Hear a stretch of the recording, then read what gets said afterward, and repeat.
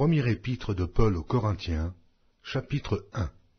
Paul, appelé à être apôtre de Jésus-Christ, par la volonté de Dieu, et le frère Sosthène, à l'église de Dieu qui est à Corinthe, et à ceux qui ont été sanctifiés en Jésus-Christ, appelés à être saints, et à tous ceux qui invoquent en quelque lieu que ce soit le nom de notre Seigneur Jésus-Christ, leur Seigneur et le nôtre. Que la grâce et la paix vous soient données de la part de Dieu notre Père et du Seigneur Jésus-Christ. Je rends à mon Dieu de continuelles actions de grâce à votre sujet, pour la grâce de Dieu qui vous a été accordée en Jésus-Christ. Car en lui vous avez été comblés de toutes les richesses qui concernent la parole et la connaissance, le témoignage de Christ ayant été solidement établi parmi vous, de sorte qu'il ne vous manque aucun don, dans l'attente où vous êtes de la manifestation de notre Seigneur Jésus-Christ.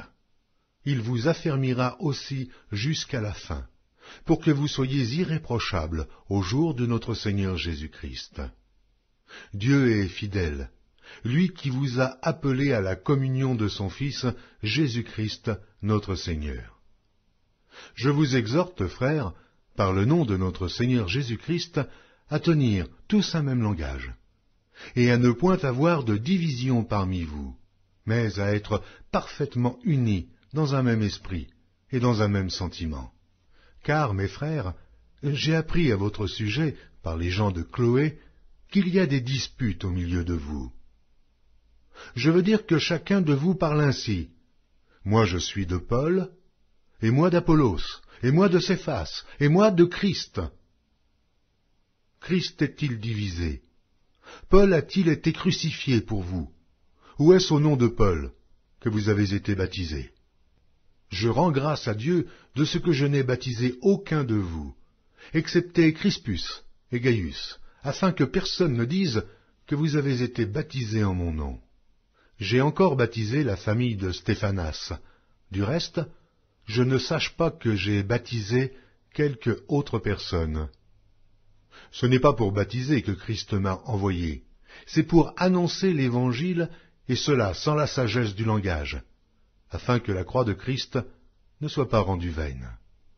Car la prédication de la croix est une folie pour ceux qui périssent, mais pour nous qui sommes sauvés, elle est une puissance de Dieu. Aussi est-il écrit, je détruirai la sagesse des sages, et j'anéantirai l'intelligence des intelligents. Où est le sage? Où est le scribe? Où est le disputeur de ce siècle? Dieu n'a-t-il pas convaincu de folie la sagesse du monde? Car puisque le monde avec sa sagesse n'a point connu Dieu dans la sagesse de Dieu, il a plu à Dieu de sauver les croyants par la folie de la prédication. Les Juifs demandent des miracles, et les Grecs cherchent la sagesse. Nous prêchons Christ crucifié. Scandale pour les Juifs et folie pour les païens, mais puissance de Dieu et sagesse de Dieu pour ceux qui sont appelés tant Juifs que Grecs. Car la folie de Dieu est plus sage que les hommes, et la faiblesse de Dieu est plus forte que les hommes. Considérez, frères, que, parmi vous, qui avez été appelés, il n'y a ni beaucoup de sages, selon la chair, ni beaucoup de puissants, ni beaucoup de nobles. Mais Dieu a choisi les choses folles du monde, pour confondre les sages. Dieu a choisi les choses faibles du monde, pour confondre les fortes. Et Dieu a choisi les choses viles du monde, et celles qu'on méprise, celles qui ne sont point, pour réduire à néant celles qui sont, afin que nulle chair ne se glorifie devant Dieu. Or, c'est par lui que vous êtes en Jésus-Christ, lequel, de par Dieu, a été fait pour nous sagesse, justice et sanctification et rédemption, afin, comme il est écrit, que celui qui se glorifie dans le Seigneur. Première épître de Paul aux Corinthiens, chapitre 2. Pour moi, frères, lorsque je suis allé chez vous, ce n'est pas avec une supériorité de langage ou de sagesse que je suis allé vous annoncer le témoignage de Dieu. Car je n'ai pas eu la pensée de savoir parmi vous autre chose que Jésus-Christ, et Jésus-Christ crucifié. Moi-même, j'étais auprès de vous dans un état de faiblesse, de crainte et de grand tremblement. Et ma parole et ma prédication ne reposaient pas sur les discours persuasifs de la sagesse, mais sur une démonstration d'esprit et de puissance, afin que votre foi fût fondée, non sur la sagesse des hommes, mais sur la puissance de Dieu. Cependant, c'est une sagesse que nous prêchons parmi les parfaits, sagesse qui n'est pas de ce siècle, ni des chefs de ce siècle, qui vont être anéantis. Nous prêchons la sagesse de Dieu, mystérieuse et cachée, que Dieu, avant les siècles, avait destinée pour notre gloire. Sagesse qu'aucun des chefs de ce siècle n'a connue, car, s'ils l'eussent connue, ils n'auraient pas crucifié le Seigneur de gloire. Mais, comme il est écrit, ce sont des choses que l'œil n'a point vues, que l'oreille n'a point entendues, et qui ne sont point montées au cœur de l'homme, des choses que Dieu a préparées pour ceux qui l'aiment. Dieu nous les a révélées par l'Esprit, car l'Esprit sonde tout, même les profondeurs de Dieu. Lequel des hommes, en effet, connaît les choses de l'homme, si ce n'est l'Esprit de l'homme qui est en lui? De même, personne ne connaît les choses de Dieu, si ce n'est l'Esprit de Dieu. Or, nous n'avons pas reçu l'Esprit du monde, mais l'Esprit qui vient de Dieu, afin que nous connaissions les choses que Dieu nous a données par sa grâce. Et nous en parlons non avec des discours qu'enseigne la sagesse humaine, mais avec ceux qu'enseigne l'Esprit, employant un langage spirituel pour les choses spirituelles. Mais l'homme animal ne reçoit pas les choses de l'Esprit de Dieu, car elles sont une folie pour lui. Et il ne peut les connaître parce que c'est spirituellement qu'on en juge. L'homme spirituel, au contraire, juge de tout, et il n'est lui-même jugé par personne. Car qui a connu la pensée du Seigneur pour l'instruire? Or nous avons la pensée de Christ. Première épître de Paul aux Corinthiens, chapitre 3. Pour moi, frères, ce n'est pas comme à des hommes spirituels que j'ai pu vous parler, mais comme à des hommes charnels, comme à des enfants en Christ. Je vous ai donné du lait, non de la nourriture solide, car vous ne pouviez pas la supporter, et vous ne le pouvez pas même à présent, parce que vous êtes encore charnels. En effet, puisqu'il y a parmi vous de la jalousie et des disputes, n'êtes-vous pas charnels, et ne marchez-vous pas selon l'homme? Quand quelqu'un dit « Moi je suis de Paul », et un autre « Moi d'Apollos », n'êtes-vous pas des hommes? Qu'est-ce donc qu'Apollos? Et qu'est-ce que Paul? Des serviteurs, par le moyen desquels vous avez cru, selon que le Seigneur l'a donné à chacun. J'ai planté, Apollos a arrosé, mais Dieu a fait croître, en sorte que ce n'est pas celui qui plante qui est quelque chose, ni celui qui arrose, mais Dieu qui fait croître. Celui qui plante et celui qui arrose sont égaux, et chacun recevra sa propre récompense, selon son propre travail. Car nous sommes ouvriers avec Dieu.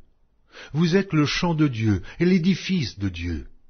Selon la grâce de Dieu qui m'a été donnée, j'ai posé le fondement comme un sage architecte, et un autre bâtit dessus. Mais que chacun prenne garde à la manière dont il bâtit dessus. Car personne ne peut poser un autre fondement que celui qui a été posé, savoir Jésus-Christ. Or, si quelqu'un bâtit sur ce fondement avec de l'or, de l'argent, des pierres précieuses, du bois, du foin, du chaume, l'œuvre de chacun sera manifestée, car le jour la fera connaître, parce qu'elle se révélera dans le feu, et le feu éprouvera ce qu'est l'œuvre de chacun. Si l'œuvre bâtie par quelqu'un sur le fondement subsiste, il recevra une récompense. Si l'œuvre de quelqu'un est consumée, il perdra sa récompense. Pour lui, il sera sauvé, mais comme au travers du feu. Ne savez-vous pas que vous êtes le temple de Dieu, et que l'Esprit de Dieu habite en vous? Si quelqu'un détruit le temple de Dieu, Dieu le détruira, car le temple de Dieu est saint, et c'est ce que vous êtes. que nul ne s'abuse lui-même. Si quelqu'un parmi vous pense être sage selon ce siècle, qu'il devienne fou, afin de devenir sage. Car la sagesse de ce monde est une folie devant Dieu.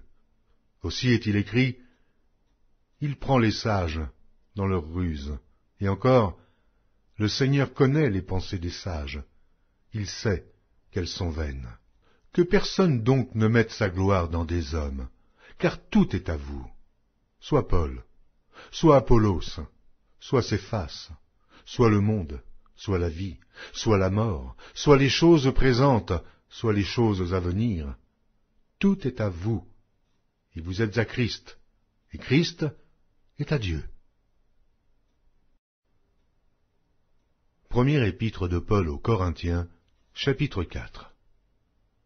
Ainsi qu'on nous regarde comme des serviteurs de Christ, et des dispensateurs des mystères de Dieu.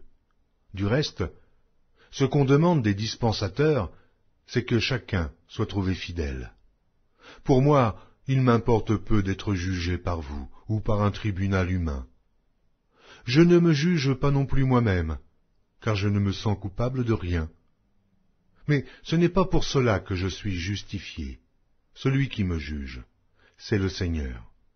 C'est pourquoi ne jugez de rien avant le temps, jusqu'à ce que vienne le Seigneur, qui mettra en lumière ce qui est caché dans les ténèbres, et qui manifestera les desseins des cœurs. Alors, chacun recevra de Dieu la louange qui lui sera due. C'est à cause de vous, frères, que j'ai fait de ces choses une application à ma personne et à celle d'Apollos, afin que vous appreniez, en nos personnes, à ne pas aller au-delà de ce qui est écrit, et que nul de vous ne conçoive de l'orgueil en faveur de l'un contre l'autre. Car qui est-ce qui te distingue? Qu'as-tu que tu n'aies reçu? Et si tu l'as reçu, pourquoi te glorifies-tu comme si tu ne l'avais pas reçu? Déjà, vous êtes rassasiés. Déjà, vous êtes riches. Sans nous, vous avez commencé à régner. Et puissiez-vous régner en effet, afin que nous aussi, nous régnions avec vous. Car Dieu, ce me semble, a fait de nous, apôtres, les derniers des hommes, des condamnés à mort en quelque sorte, puisque nous avons été en spectacle au monde, aux anges et aux hommes. Nous sommes fous à cause de Christ, mais vous êtes sages en Christ. Nous sommes faibles, mais vous êtes forts. Vous êtes honorés, et nous sommes méprisés. Jusqu'à cette heure, nous souffrons la faim, la soif, la nudité. Nous sommes maltraités, errants, ça et là. Nous nous fatiguons à travailler de nos propres mains. Injuriés, nous bénissons. Persécutés, nous supportons. Calomniés, nous parlons avec bonté. Nous sommes devenus les balayures du monde, le rebut de tous, jusqu'à maintenant. Ce n'est pas pour vous faire honte que j'écris ces choses, mais je vous avertis, comme mes enfants bien-aimés. Car quand vous auriez 10 000 maîtres en Christ, vous n'avez cependant pas plusieurs pères, puisque c'est moi qui vous ai engendré en Jésus-Christ par l'Évangile. Je vous en conjure donc, soyez mes imitateurs. Pour cela, je vous ai envoyé Timothée, qui est mon enfant bien-aimé et fidèle dans le Seigneur. Il vous rappellera quelles sont mes voies en Christ, quelle est la manière dont j'enseigne partout, dans toutes les églises. Quelques-uns se sont enflés d'orgueil, comme si je ne devais pas aller chez vous. Mais j'irai bientôt chez vous, si c'est la volonté du Seigneur, et je connaîtrai, non les paroles, mais la puissance de ceux qui se sont enflés. Car le royaume de Dieu ne consiste pas en paroles, mais en puissance. Que voulez-vous? Que j'aille chez vous avec une verge, ou avec amour et dans un esprit de douceur? Première épître de Paul aux Corinthiens, chapitre 5. On entend dire généralement qu'il y a parmi vous de l'impudicité, et une impudicité telle qu'elle ne se rencontre pas même chez les païens. C'est au point que l'un de vous a la femme de son père, et vous êtes enflés d'orgueil, et vous n'avez pas été plutôt dans l'affliction, afin que celui qui a commis cet acte fut ôté du milieu de vous. Pour moi, absent de corps mais présent d'esprit, j'ai déjà jugé, comme si j'étais présent, celui qui a commis un tel acte. Au nom du Seigneur Jésus, vous et mon esprit étant assemblés, avec la puissance de notre Seigneur Jésus, qu'un tel homme soit livré à Satan, pour la destruction de la chair, afin que l'esprit soit sauvé au jour du Seigneur Jésus. C'est bien à tort que vous vous glorifiez. Ne savez-vous pas qu'un peu de levain fait lever toute la pâte? Faites disparaître le vieux levain, afin que vous soyez une pâte nouvelle, puisque vous êtes sans levain, car Christ, notre Pâque, a été immolé. Célébrons donc la fête, non avec du vieux levain, non avec un levain de malice et de méchanceté, mais avec les pains sans levain, de la pureté et de la vérité.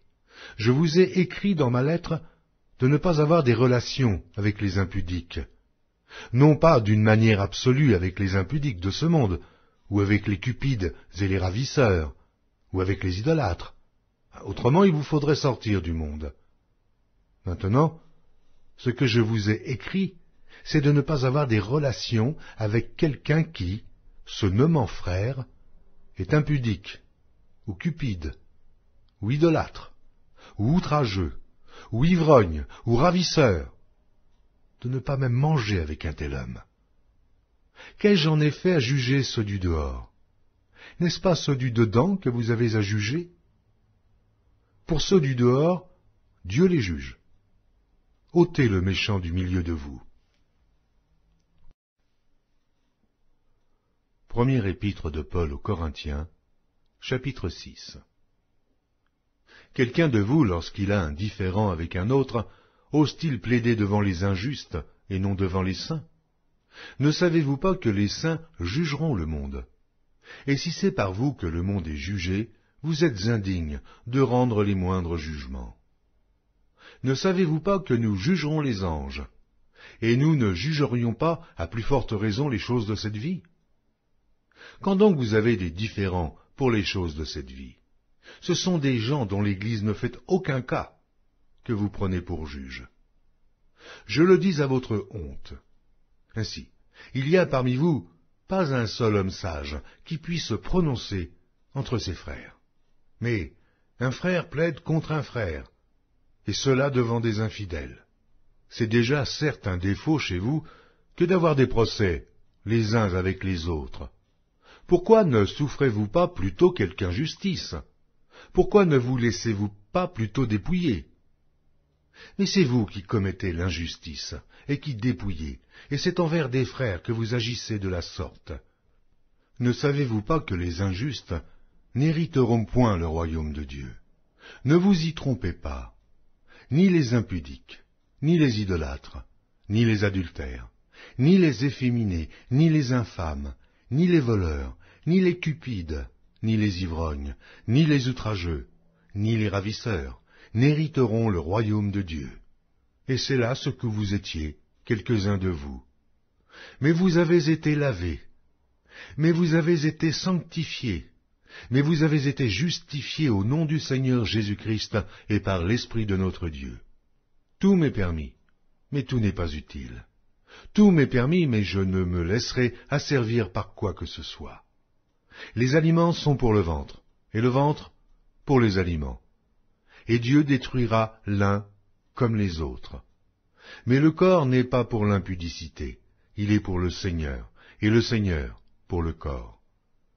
Et Dieu qui a ressuscité le Seigneur nous ressuscitera aussi par sa puissance. Ne savez-vous pas que vos corps sont des membres de Christ? Prendrais-je donc les membres de Christ pour en faire les membres d'une prostituée? Loin de là. Ne savez-vous pas que celui qui s'attache à la prostituée est un seul corps avec elle, car il est dit, les deux deviendront une seule chair. Mais celui qui s'attache au Seigneur est avec lui un seul esprit.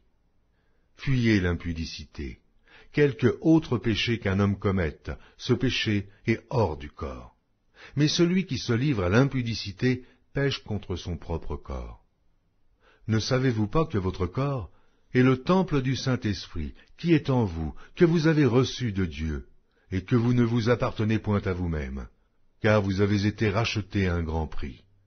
Glorifiez donc Dieu dans votre corps et dans votre esprit, qui appartiennent à Dieu. Première épître de Paul aux Corinthiens, chapitre 7. Pour ce qui concerne les choses dont vous m'avez écrit, je pense qu'il est bon, pour l'homme, de ne point toucher de femme. Toutefois, pour éviter l'impudicité, que chacun ait sa femme, et que chaque femme ait son mari. Que le mari rende à sa femme ce qui lui doit, et que la femme agisse de même envers son mari. La femme n'a pas autorité sur son propre corps, mais c'est le mari. Et pareillement, le mari n'a pas autorité sur son propre corps, mais c'est la femme. Ne vous privez point l'un de l'autre, si ce n'est d'un commun accord, pour un temps, afin de vaquer à la prière, puis retournez ensemble, de peur que Satan ne vous tente par votre incontinence. Je dis cela par condescendance, je n'en fais pas un ordre. Je voudrais que tous les hommes fussent comme moi. Mais chacun tient de Dieu un don particulier, l'un d'une manière, l'autre d'une autre. À ceux qui ne sont pas mariés et aux veuves, je dis qu'il aurait bon de rester comme moi. Mais s'ils manquent de continence, qu'ils se marient, car il vaut mieux se marier que de brûler. À ceux qui sont mariés, j'ordonne, non pas moi, mais le Seigneur, que la femme ne se sépare point de son mari. Si elle est séparée, qu'elle demeure sans se marier, ou qu'elle se réconcilie avec son mari, et que le mari ne répudie point sa femme. Aux autres, ce n'est pas le Seigneur, c'est moi qui dis. Si un frère a une femme non croyante, et qu'elle consente à habiter avec lui, qu'il ne la répudie point. Et si une femme a un mari non croyant, et qu'il consente à habiter avec elle, qu'elle ne répudie point son mari. Car le mari non croyant est sanctifié par la femme, et la femme non croyante est sanctifiée par le frère. Autrement, vos enfants seraient impurs, tandis que maintenant ils sont saints. Si le non-croyant se sépare, qu'il se sépare. Le frère ou la sœur ne sont pas liés dans ces cas-là. Dieu nous a appelés à vivre en paix. Car, que sais-tu, femme, si tu sauveras ton mari? Ou, que sais-tu, mari, si tu sauveras ta femme? Seulement, que chacun marche selon la part que le Seigneur lui a faite, selon l'appel qu'il a reçu de Dieu. C'est ainsi que je l'ordonne dans toutes les églises. Quelqu'un a-t-il été appelé étant circoncis, qu'il demeure circoncis? Quelqu'un a-t-il été appelé étant incirconcis, qu'il ne se fasse pas circoncire? La circoncision n'est rien, l'incirconcision n'est rien, mais l'observation des commandements de Dieu est tout. Que chacun demeure dans l'état où il était lorsqu'il a été appelé. As-tu été appelé étant esclave? Ne t'en inquiète pas. Mais si tu peux devenir libre, profites-en plutôt. Car l'esclave, qui a été appelé dans le Seigneur, est un affranchi du Seigneur. De même, l'homme libre, qui a été appelé, est un esclave de Christ. Vous avez été rachetés à un grand prix. Ne devenez pas esclaves des hommes. Que chacun, frère, demeure devant Dieu, dans l'état où il était lorsqu'il a été appelé. Pour ce qui est des vierges, je n'ai point d'ordre du Seigneur, mais je donne un avis, comme ayant reçu du Seigneur miséricorde pour être fidèle. Voici donc ce que j'estime bon. À cause des temps difficiles qui s'approchent, il est bon à un homme d'être ainsi. Es-tu lié à une femme? Ne cherche pas à rompre ce lien. N'es-tu pas lié à une femme? Ne cherche pas une femme. Si tu t'es marié, tu n'as point péché. Et si la Vierge s'est mariée, elle n'a point péché. Mais ces personnes auront des tribulations dans la chair, et je voudrais vous les épargner. Voici ce que je dis, frères. C'est que le temps est court, que désormais ceux qui ont des femmes soient comme n'en ayant pas, ceux qui pleurent comme ne pleurant pas, ceux qui se réjouissent comme ne se réjouissant pas, ceux qui achètent comme ne possédant pas, et ceux qui usent du monde comme n'en usant pas, car la figure de ce monde passe. Or je voudrais que vous fussiez sans inquiétude. Celui qui n'est pas marié s'inquiète des choses du Seigneur, des moyens de plaire au Seigneur. Et celui qui est marié s'inquiète des choses du monde, des moyens de plaire à sa femme. Il y a de même une différence entre la femme et la vierge. Celle qui n'est pas mariée s'inquiète des choses du Seigneur, afin d'être sainte de corps et d'esprit, et celle qui est mariée s'inquiète des choses du monde, des moyens de plaire à son mari. Je dis cela dans votre intérêt. Ce n'est pas pour vous prendre au piège, c'est pour vous porter à ce qui est bienséant et propre, à vous attacher au Seigneur sans distraction. Si quelqu'un regarde comme déshonorant pour sa fille de dépasser l'âge nubile, et comme nécessaire de la marier, qu'il fasse ce qu'il veut. Il ne pêche point, qu'on se marie. Mais celui qui a pris une ferme résolution, sans contrainte, et avec l'exercice de sa propre volonté, et qui a décidé en son cœur de garder sa fille vierge, celui-là fait bien. Ainsi, celui qui marie sa fille fait bien. Et celui qui ne la marie pas fait mieux. Une femme est liée aussi longtemps que son mari est vivant. Mais si le mari meurt, elle est libre de se marier à qui elle veut. Seulement, que ce soit dans le Seigneur. Elle est plus heureuse néanmoins si elle demeure comme elle est, suivant mon avis. Et moi aussi, je crois avoir l'Esprit de Dieu. Première épître de Paul aux Corinthiens, chapitre 8. Pour ce qui concerne les viandes sacrifiées aux idoles, nous savons que nous avons tous la connaissance. La connaissance enfle, mais la charité édifie. Si quelqu'un croit savoir quelque chose, il n'a pas encore connu comme il faut connaître. Mais si quelqu'un aime Dieu, celui-là est connu de lui. Pour ce qui est donc de manger des viandes sacrifiées aux idoles, nous savons qu'il n'y a point d'idole dans le monde, et qu'il n'y a qu'un seul Dieu. Car s'il existe des êtres qui sont appelés dieux, soit dans le ciel, soit sur la terre, comme il existe réellement plusieurs dieux et plusieurs seigneurs, néanmoins pour nous, il n'y a qu'un seul Dieu, le Père, de qui viennent toutes choses et pour qui nous sommes, et un seul Seigneur, Jésus-Christ, par qui sont toutes choses et par qui nous sommes. Mais cette connaissance n'est pas chez tous. Quelques-uns, d'après la manière dont ils envisagent encore l'idole, mangent de ces viandes comme étant sacrifiées aux idoles, et leur conscience, qui est faible, en est souillée. Ce n'est pas un aliment qui nous rapproche de Dieu. Si nous en mangeons, nous n'avons rien de plus. Si nous n'en mangeons pas, nous n'avons rien de moins. Prenez garde toutefois que votre liberté ne devienne une pierre d'achoppement pour les faibles. Car si quelqu'un te voit, toi qui as de la connaissance, assis à table dans un temple d'idoles, sa conscience à lui qui est faible, ne le portera-t-elle pas à manger des viandes sacrifiées aux idoles? Et ainsi le faible périra par ta connaissance, le frère pour lequel Christ est mort. En péchant de la sorte contre les frères, et en blessant leur conscience faible, vous péchez contre Christ. C'est pourquoi, si un aliment scandalise mon frère, je ne mangerai jamais de viande, afin de ne pas scandaliser mon frère. Épître de Paul aux Corinthiens, chapitre 9. Ne suis-je pas libre? Ne suis-je pas apôtre? N'ai-je pas vu Jésus notre Seigneur? N'êtes-vous pas mon œuvre dans le Seigneur? Si pour d'autres je ne suis pas apôtre, je le suis au moins pour vous, car vous êtes le sceau de mon apostolat dans le Seigneur. C'est là ma défense contre ceux qui m'accusent. N'avons-nous pas le droit de manger et de boire? N'avons-nous pas le droit de mener avec nous une sœur qui soit notre femme, comme font les autres apôtres, et les frères du Seigneur, et Céphas? Ou bien est-ce que moi seul et Barnabas, nous n'avons pas le droit de ne point travailler? Qui jamais fait le service militaire à ses propres frais? Qui est-ce qui plante une vigne et n'en mange pas le fruit? Qui est-ce qui fait paître un troupeau et ne se nourrit pas du lait du troupeau? Ces choses que je dis n'existent-elles que dans les usages des hommes? La loi ne les dit-elle pas aussi? Car il est écrit dans la loi de Moïse, « Tu n'en muselleras point le bœuf quand il foule le grain. » Dieu se met-il en peine des bœufs? Ou parle-t-il uniquement à cause de nous?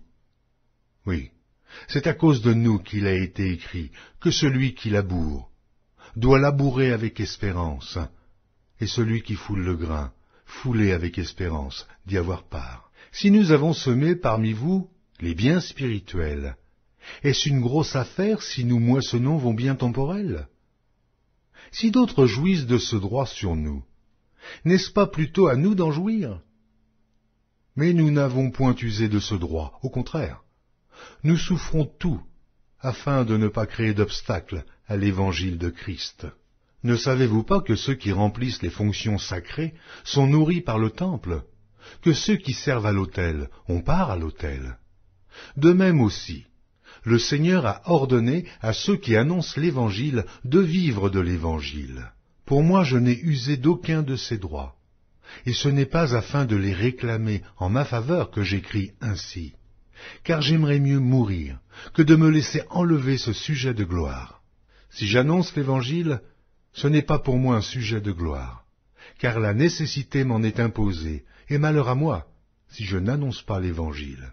Si je le fais de bon cœur, j'en ai la récompense, mais si je le fais malgré moi, c'est une charge qui m'est confiée. Quelle est donc ma récompense? C'est d'offrir gratuitement l'Évangile que j'annonce, sans user de mon droit de prédicateur de l'Évangile. Car bien que je sois libre à l'égard de tous, je me suis rendu le serviteur de tous, afin de gagner le plus grand nombre. Avec les Juifs, j'ai été comme Juif, afin de gagner les Juifs. Avec ceux qui sont sous la loi, comme sous la loi, quoique je ne sois pas moi-même sous la loi, afin de gagner ceux qui sont sous la loi. Avec ceux qui sont sans loi, comme sans loi, quoique je ne sois point sans la loi de Dieu, étant sous la loi de Christ, afin de gagner ceux qui sont sans loi. J'ai été faible avec les faibles, afin de gagner les faibles. Je me suis fait tout à tous, afin d'en sauver de toute manière quelques-uns. Je fais tout à cause de l'Évangile, afin d'y avoir part. Ne savez-vous pas que ceux qui courent dans le stade courent tous, mais qu'un seul remporte le prix? Courez de manière à le remporter.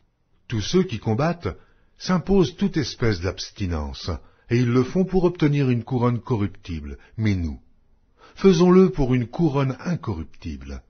Moi donc, je cours, non pas comme à l'aventure, je frappe, non pas comme battant l'air, mais je traite durement mon corps, et je le tiens assujetti, de peur d'être moi-même rejeté, après avoir prêché aux autres.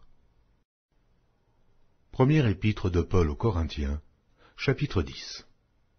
Frères, je ne veux pas que vous ignoriez que nos pères ont tous été sous la nuée, qu'ils ont tous passé au travers de la mer, qu'ils ont tous été baptisés en Moïse, dans la nuée et dans la mer, qu'ils ont tous mangé le même aliment spirituel, et qu'ils ont tous bu le même breuvage spirituel, car ils buvaient à un rocher spirituel qui les suivait, et ce rocher était Christ. Mais la plupart d'entre eux ne furent point agréables à Dieu, puisqu'ils périrent dans le désert. Or ces choses sont arrivées pour nous servir d'exemple, afin que nous n'ayons pas de mauvais désirs, comme ils en ont eu. Ne devenez point idolâtres, comme quelques-uns d'eux selon qu'il est écrit, le peuple s'assit pour manger et pour boire, puis ils se levèrent pour se divertir. Ne nous livrons point à l'impudicité, comme quelques-uns d'eux s'y livrèrent, de sorte qu'il en tomba 23 000 en un seul jour. Ne tentons point le Seigneur, comme le tentèrent quelques-uns d'eux qui périrent par les serpents. Ne murmurez point comme murmurèrent quelques-uns d'eux, qui périrent par l'exterminateur. Ces choses leur sont arrivées pour servir d'exemple, et elles ont été écrites pour notre instruction, à nous qui sommes parvenus à la fin des siècles. Ainsi donc, que celui qui croit être debout prenne garde de tomber. Aucune tentation ne vous est survenue qui n'ait été humaine, et Dieu, qui est fidèle, ne permettra pas que vous soyez tentés au-delà de vos forces. Mais avec la tentation, il préparera aussi le moyen d'en sortir, afin que vous puissiez la supporter. C'est pourquoi, mes bien-aimés, fuyez l'idolâtrie. Je parle comme un des hommes intelligents. Jugez vous-même de ce que je dis. La coupe de bénédiction que nous bénissons n'est-elle pas la communion au sang de Christ? Le pain que nous rompons n'est-il pas la communion au corps de Christ? Puisqu'il y a un seul pain, nous qui sommes plusieurs, nous formons un seul corps, car nous participons tous à un même pain. Voyez les Israélites, selon la chair, ceux qui mangent les victimes, ne sont-ils pas en communion avec l'autel? Que dis-je donc? Que la viande sacrifiée aux idoles est quelque chose, ou qu'une idole est quelque chose? Nullement. Je dis que ce qu'on sacrifie, on le sacrifie à des démons, et non à Dieu. Or, je ne veux pas que vous soyez en communion avec les démons. Vous ne pouvez boire la coupe du Seigneur et la coupe des démons. Vous ne pouvez participer à la table du Seigneur et à la table des démons. Voulons-nous provoquer la jalousie du Seigneur? Sommes-nous plus forts que lui? Tout est permis, mais tout n'est pas utile. Tout est permis, mais tout n'édifie pas. Que personne ne cherche son propre intérêt, mais que chacun cherche celui d'autrui. Mangez de tout ce qui se vend au marché, sans vous enquérir de rien par motif de conscience. Car la terre est au Seigneur, et tout ce qu'elle renferme. Si un non-croyant vous invite, et que vous vouliez aller, mangez de tout ce qu'on vous présentera, sans vous enquérir de rien par motif de conscience. Mais si quelqu'un vous dit « Ceci a été offert en sacrifice », n'en mangez pas, à cause de celui qui a donné l'avertissement et à cause de la conscience. Je parle ici non de votre conscience, mais de celle de l'autre. Pourquoi, en effet, ma liberté serait-elle jugée par une conscience étrangère? Si je mange avec action de grâce, pourquoi serais-je blâmé au sujet d'une chose dont je rends grâce? Soit donc que vous mangiez, soit que vous buviez, soit que vous fassiez quelque autre chose, faites tout pour la gloire de Dieu. Ne soyez en scandale ni aux Grecs, ni aux Juifs, ni à l'Église de Dieu, de la même manière que moi aussi je m'efforce en toutes choses de complaire à tous, cherchant non mon avantage, mais celui du plus grand nombre, afin qu'ils soient sauvés. Épître de Paul aux Corinthiens, chapitre 11. Soyez mes imitateurs, comme je le suis moi-même de Christ. Je vous loue de ce que vous vous souvenez de moi, à tous égards, et de ce que vous retenez mes instructions, telles que je vous les ai données.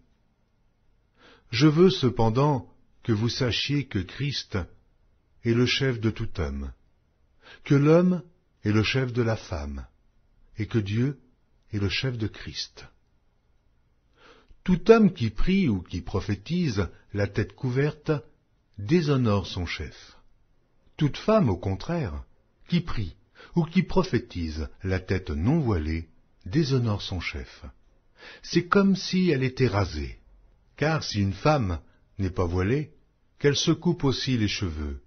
Or, s'il est honteux pour une femme d'avoir les cheveux coupés ou d'être rasée, qu'elle se voile. L'homme ne doit pas se couvrir la tête, puisqu'il est l'image et la gloire de Dieu, tandis que la femme est la gloire de l'homme. En effet, l'homme n'a pas été tiré de la femme, mais la femme a été tirée de l'homme. Et l'homme n'a pas été créé à cause de la femme, mais la femme a été créée à cause de l'homme. C'est pourquoi la femme, à cause des anges, doit avoir sur la tête une marque de l'autorité dont elle dépend. Toutefois, dans le Seigneur, la femme n'est point sans l'homme, ni l'homme sans la femme. Car de même que la femme a été tirée de l'homme, de même l'homme existe par la femme, et tout vient de Dieu. Jugez-en vous-même. Est-il convenable qu'une femme prie Dieu sans être voilée? La nature elle-même ne vous enseigne-t-elle pas que c'est une honte pour l'homme de porter de longs cheveux, mais que c'est une gloire pour la femme d'en porter, parce que la chevelure lui a été donnée comme voile? Si quelqu'un se plaît à contester, nous n'avons pas cette habitude, non plus que les églises de Dieu.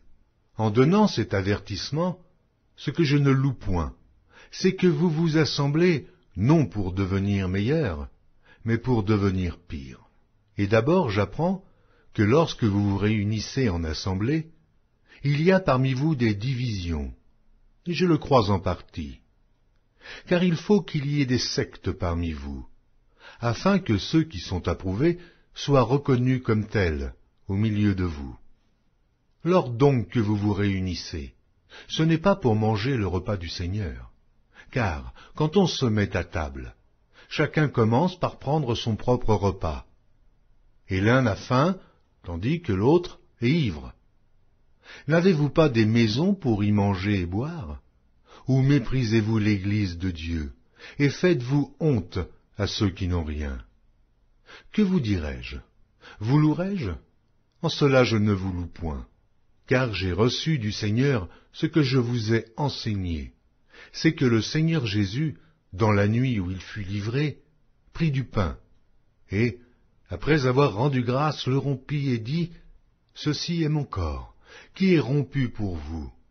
Faites ceci en mémoire de moi. » De même, après avoir soupé, il prit la coupe et dit, « Cette coupe est la nouvelle alliance en mon sang. Faites ceci en mémoire de moi, toutes les fois que vous en boirez. Car toutes les fois que vous mangez ce pain et que vous buvez cette coupe, vous annoncez la mort du Seigneur jusqu'à ce qu'il vienne. C'est pourquoi celui qui mangera le pain ou boira la coupe du Seigneur indignement sera coupable envers le corps et le sang du Seigneur. Que chacun donc s'éprouve soi-même, et qu'ainsi il mange du pain et boive de la coupe. Car celui qui mange et boit sans discerner le corps du Seigneur mange et boit un jugement contre lui-même. C'est pour cela qu'il y a parmi vous beaucoup d'infirmes et de malades, et qu'un grand nombre sont morts. Si nous nous jugions nous-mêmes, nous ne serions pas jugés. Mais quand nous sommes jugés, nous sommes châtiés par le Seigneur, afin que nous ne soyons pas condamnés avec le monde. Ainsi, mes frères, lorsque vous vous réunissez pour le repas, attendez-vous les uns les autres. Si quelqu'un a faim, qu'il mange chez lui, afin que vous ne vous réunissiez pas pour attirer un jugement sur vous. Je réglerai les autres choses quand je serai arrivé. Première épître de Paul aux Corinthiens, chapitre 12. Pour ce qui concerne les dons spirituels, je ne veux pas, frères, que vous soyez dans l'ignorance. Vous savez que lorsque vous étiez païens, vous vous laissiez entraîner vers les idoles muettes, selon que vous étiez conduits. C'est pourquoi je vous déclare que nul, s'il parle par l'Esprit de Dieu, ne dit « Jésus est anathème », et que nul ne peut dire « Jésus est le Seigneur » si ce n'est par le Saint-Esprit. Il y a diversité de dons, mais le même Esprit. Diversité de ministères, mais le même Seigneur. Diversité d'opérations, mais le même Dieu qui opère tout en tous. Or, à chacun la manifestation de l'Esprit est donnée pour l'utilité commune. En effet, à l'un est donné par l'Esprit une parole de sagesse, à un autre une parole de connaissance, selon le même Esprit, à un autre la foi, par le même Esprit, à un autre le don des guérisons, par le même Esprit, à un autre le don d'opérer des miracles, à un autre la prophétie, à un autre le discernement des esprits, à un autre la diversité des langues, à un autre l'interprétation des langues. Un seul et même Esprit opère toutes ces choses, les distribuant à chacun en particulier, comme il veut.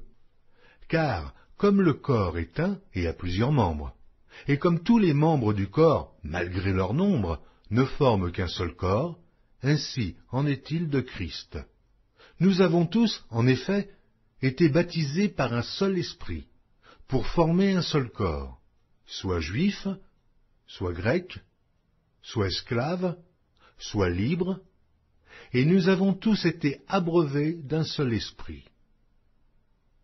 Ainsi le corps n'est pas un seul membre, mais il est formé de plusieurs membres.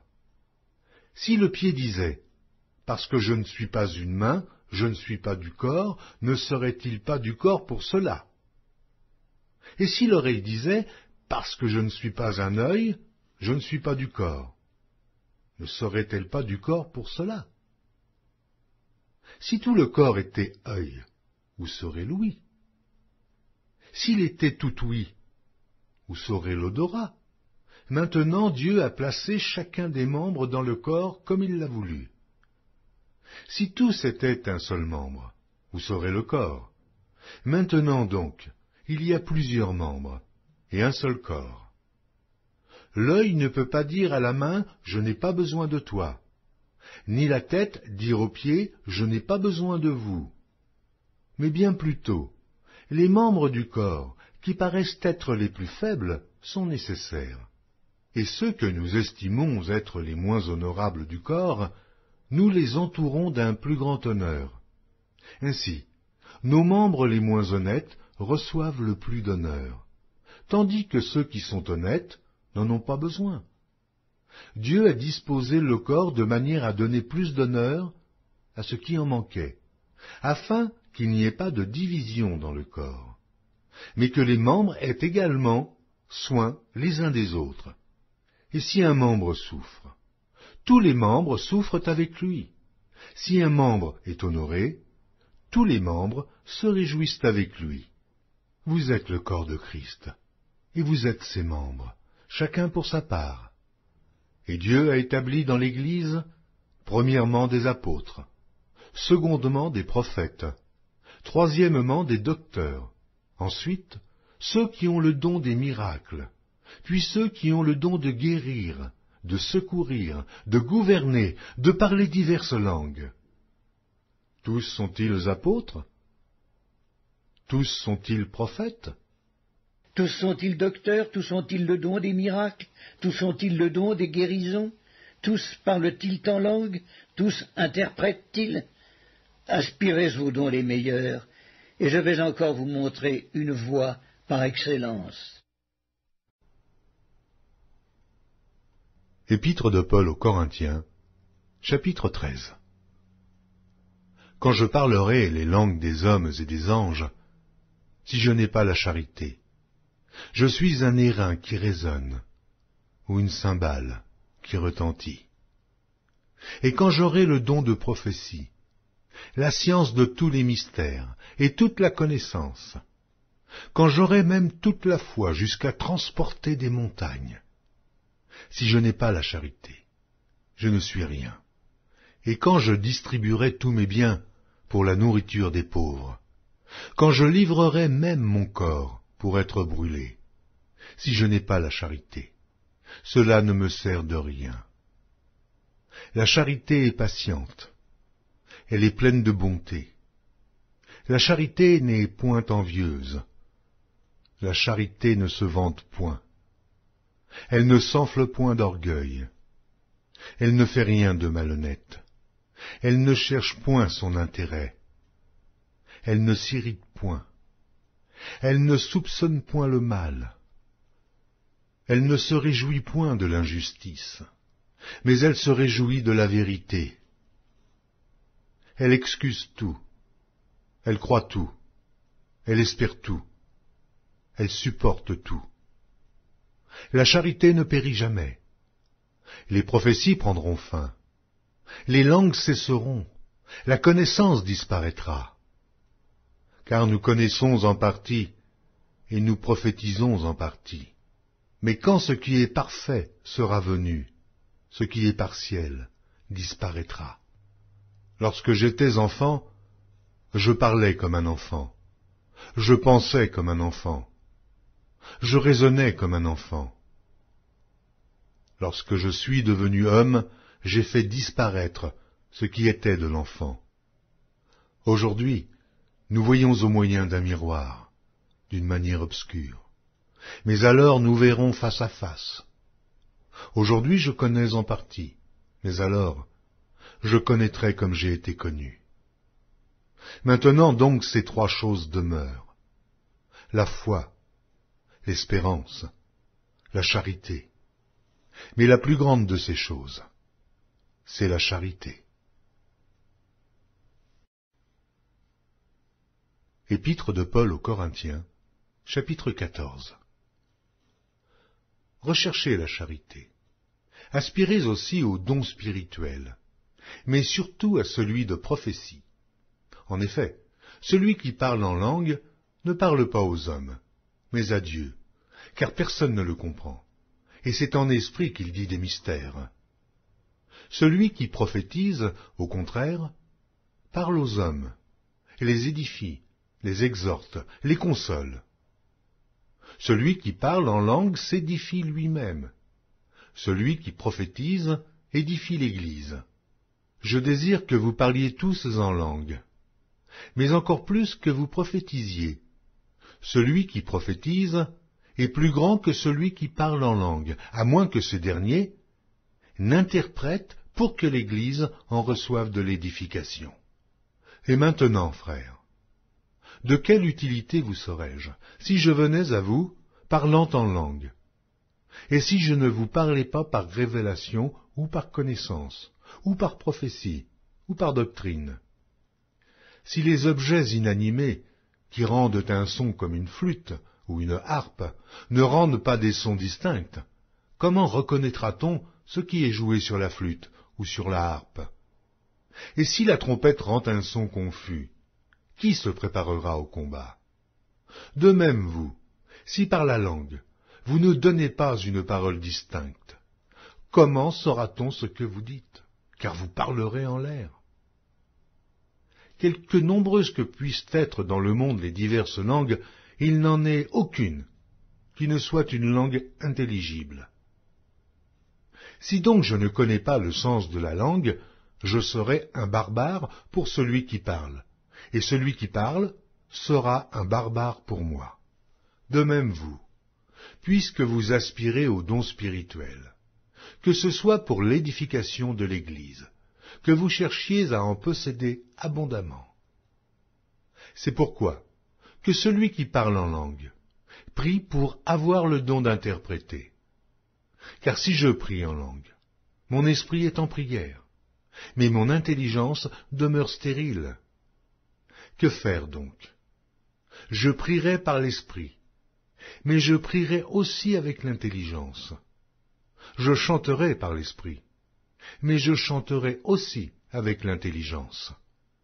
Autrement, si tu rends grâce par l'esprit, comment celui qui est dans les rangs de l'homme du peuple répondra-t-il amen à ton action de grâce, puisqu'il ne sait pas ce que tu dis? Tu rends, il est vrai, d'excellentes actions de grâce, mais l'autre n'est pas édifié. Je rends grâce à Dieu de ce que je parle en langue plus que vous tous.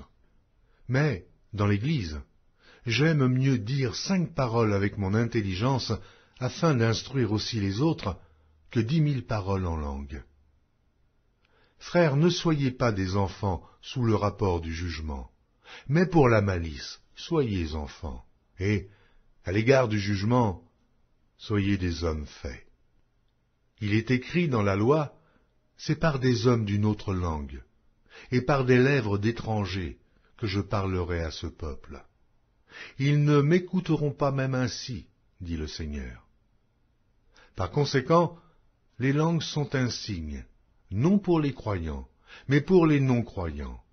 La prophétie, au contraire, est un signe, non pour les non-croyants, mais pour les croyants. Si donc dans une assemblée de l'Église entière, tous parlent en langue, et qu'il survienne des hommes du peuple ou des non-croyants, ne diront-ils pas que vous êtes fous? Mais si tous prophétisent, et qu'il survienne quelque non-croyant ou un homme du peuple, il est convaincu par tous, il est jugé par tous. Les secrets de son cœur sont dévoilés, de telle sorte que, tombant sur sa face, il adorera Dieu et publiera que Dieu est réellement au milieu de vous. Que faire donc, frères, lorsque vous vous assemblez? Les uns ou les autres parmi vous ont-ils un cantique, une instruction, une révélation, une langue, une interprétation? que tout se fasse pour l'édification. En est-il qui parlent en langue? Que 2 ou 3 au plus parlent, chacun à son tour, et que quelqu'un interprète. S'il n'y a point d'interprète, qu'on se taise dans l'Église, et qu'on parle à soi-même et à Dieu. Pour ce qui est des prophètes, que 2 ou 3 parlent, et que les autres jugent. Et si un autre qui est assis à une révélation, que le premier se taise. Car vous pouvez tous prophétiser successivement, afin que tous soient instruits et que tous soient exhortés. Les esprits des prophètes sont soumis aux prophètes. Car Dieu n'est pas un Dieu de désordre, mais de paix, comme dans toutes les églises des saints. Que les femmes se taisent dans les assemblées, car il ne leur est pas permis d'y parler, mais qu'elles soient soumises, selon que le dit aussi la loi. Si elles veulent s'instruire sur quelque chose, qu'elles interrogent leur mari à la maison, car il est malséant à une femme de parler dans l'Église. Est-ce de chez vous que la parole de Dieu est sortie? Ou est-ce à vous seul qu'elle est parvenue? Si quelqu'un croit être prophète ou inspiré, qu'il reconnaisse que ce que je vous écris est un commandement du Seigneur. Et si quelqu'un l'ignore, qu'il l'ignore. Ainsi donc, frères, aspirez au don de prophétie, et n'empêchez pas de parler en langue, mais que tout se fasse avec bienséance et avec ordre.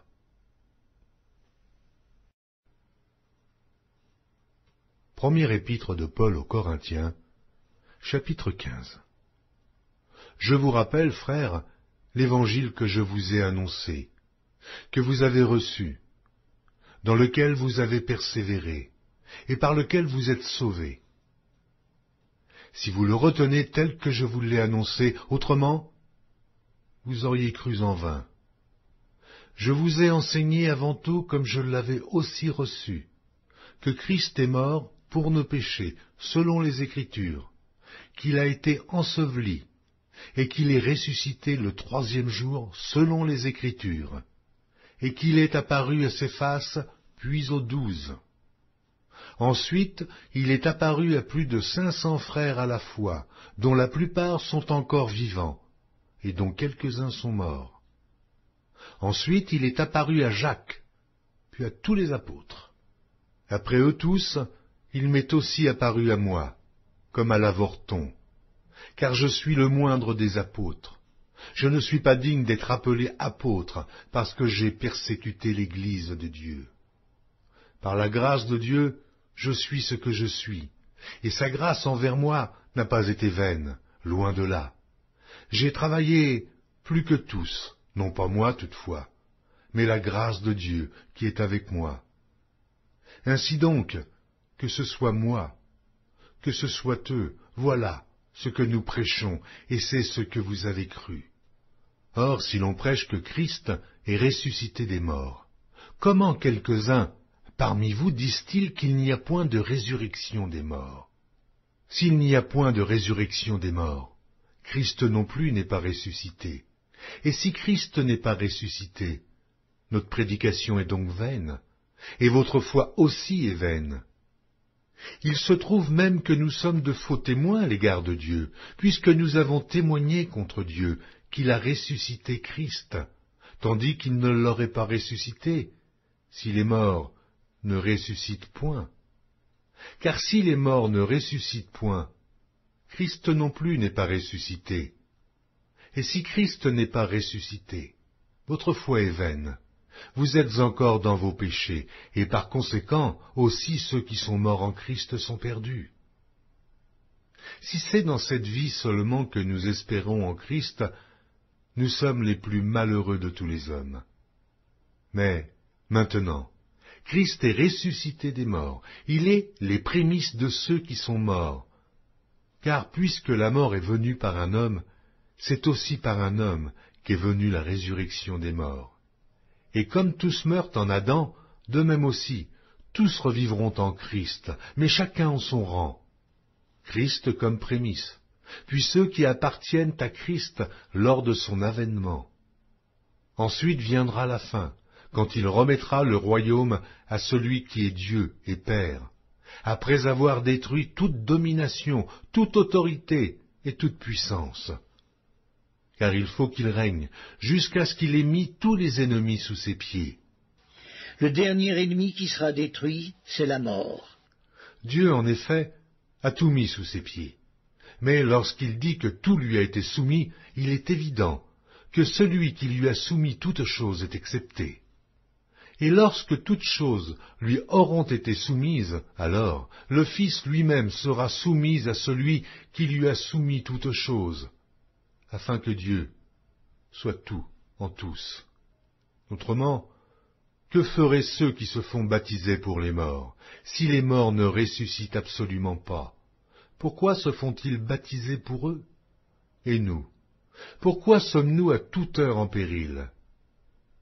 Chaque jour, je suis exposé à la mort. Je l'atteste, frères, par la gloire dont vous êtes pour moi le sujet en Jésus-Christ notre Seigneur.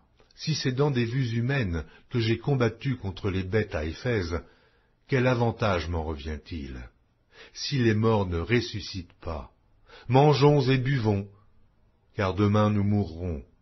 Ne vous y trompez pas, les mauvaises compagnies corrompent les bonnes mœurs. Revenez à vous-même, comme il est convenable, et ne péchez point. Car quelques-uns ne connaissent pas Dieu, je le dis à votre honte. Mais quelqu'un dira, comment les morts ressuscitent-ils, et avec quel corps reviennent-ils? Insensé, ce que tu sèmes ne reprend point vie s'il ne meurt. Et ce que tu sèmes, ce n'est pas le corps qui naîtra. C'est un simple grain de blé peut-être, ou quelque autre semence. Puis Dieu lui donne un corps comme il lui plaît, et à chaque semence, il donne un corps qui lui est propre. Toute chair n'est pas la même chair, mais autre est la chair des hommes, autre celle des quadrupèdes, autre celle des oiseaux, autre celle des poissons. Il y a aussi des corps célestes et des corps terrestres, autre est l'éclat du soleil, autre l'éclat de la lune, et autre l'éclat des étoiles. Même une étoile diffère en l'éclat d'une autre étoile. Ainsi en est-il de la résurrection des morts. Le corps est semé corruptible, il ressuscite incorruptible. Il est semé méprisable, il ressuscite glorieux. Il est semé infirme, il ressuscite plein de force. Il est semé corps animal, il ressuscite corps spirituel. S'il y a un corps animal, il y a aussi un corps spirituel. C'est pourquoi il est écrit, le premier homme, Adam, devint une âme vivante. Le dernier Adam est devenu un esprit vivifiant. Mais ce qui est spirituel n'est pas le premier, c'est ce qui est animal. Ce qui est spirituel vient ensuite. Le premier homme tiré de la terre est terrestre, le second homme est du ciel. Tel est le terrestre, tels sont aussi les terrestres. Et tel est le céleste, tels sont aussi les célestes.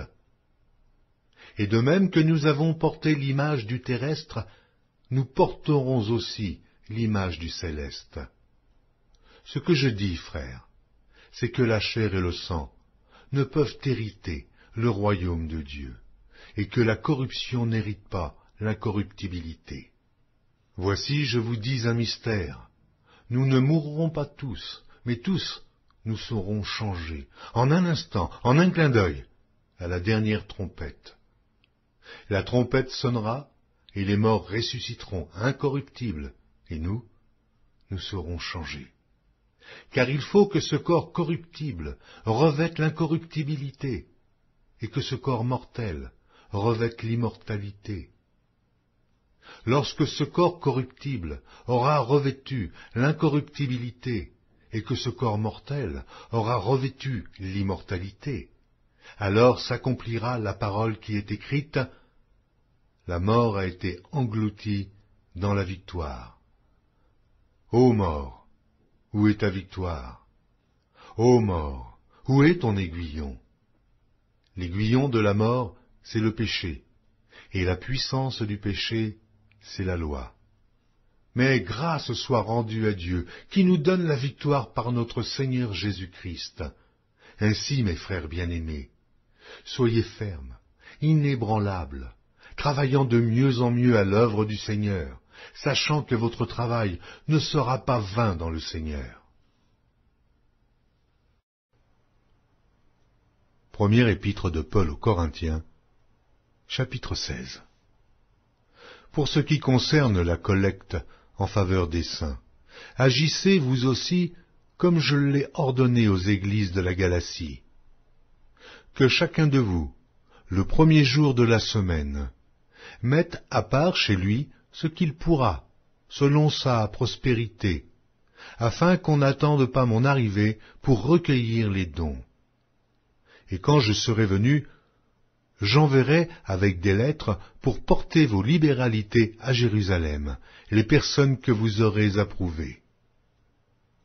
Si la chose mérite que j'y aille moi-même, elles feront le voyage avec moi.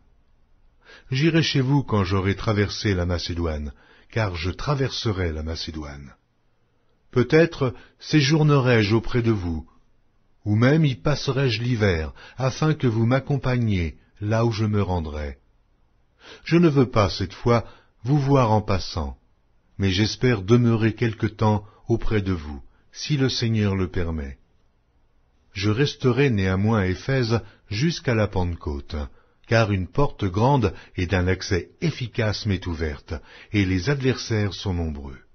Si Timothée arrive, faites en sorte qu'il soit sans crainte parmi vous, car il travaille comme moi à l'œuvre du Seigneur. Que personne donc ne le méprise. Accompagnez-le en paix, afin qu'il vienne vers moi, car je l'attends avec les frères.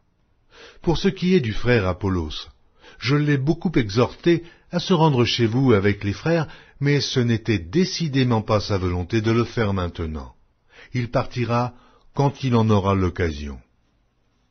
Veillez, demeurez fermes dans la foi, soyez des hommes, fortifiez-vous. Que tout ce que vous faites se fasse avec charité. Encore une recommandation que je vous adresse, frères. Vous savez que la famille de Stéphanas est les prémices de l'Achaïe, et qu'elle s'est dévouée au service des saints. Ayez vous aussi de la déférence pour de tels hommes. Je me réjouis de la présence de Stéphanas, de Fortunatus et d'Achaïcus. Ils ont suppléé à votre absence, car ils ont tranquillisé mon esprit et le vôtre. Sachez donc apprécier de tels hommes. Les églises d'Asie vous saluent.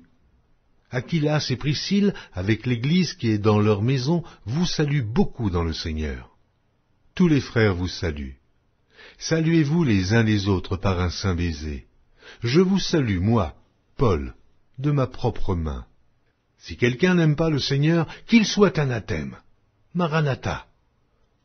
Que la grâce du Seigneur Jésus soit avec vous.